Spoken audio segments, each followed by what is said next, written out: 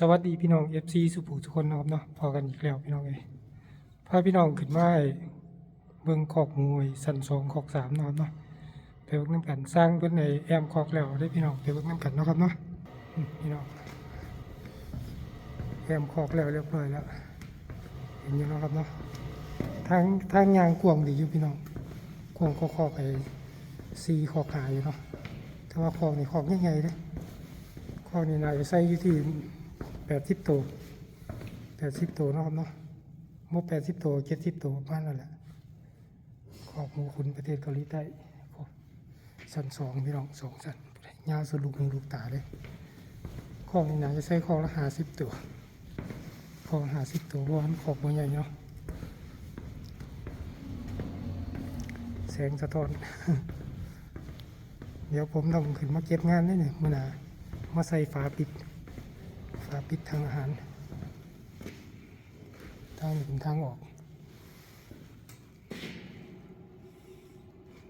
มองมีทีเด้ทีจัดเลยเห็นไหมพี่น้องทางทีโพดทางลายโพดต้องออกทางนึงเห็ดผิดแนวตัวนี้ทางนี้ที่จริงมันต้องยับมาข้างในคอกน้อยคอกนี้คอกสุดท้ายน่าจะเป็นคอกใหญ่กว่าคอกไป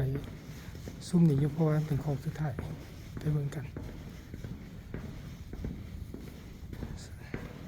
ของกระย่อนแสงพี่น้องเลยใหญ่กว่านิดเดียวใหญ่กว่านิดนึงก็จะใส่ผืนใส่ยังแล้วเรียบร้อยแล้วได้เนี่ย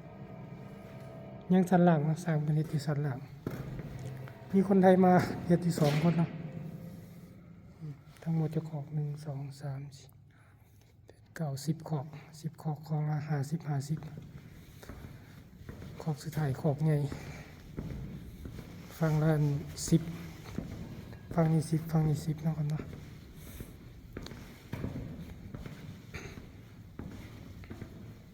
ขอกใหญ่เสียแต่ทางอาหารทางนี้แล้วสงสัยที่ได้ปลดออกด้วยนี่เอาทางเดียวพอทางเสริมบอก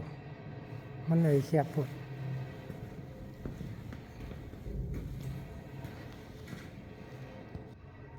คลิปนี้ฝากไว้สักนิดแล้วพี่น้องเจอกันในคลิปหน้าแล้วครับเนาะสวัสดีครับ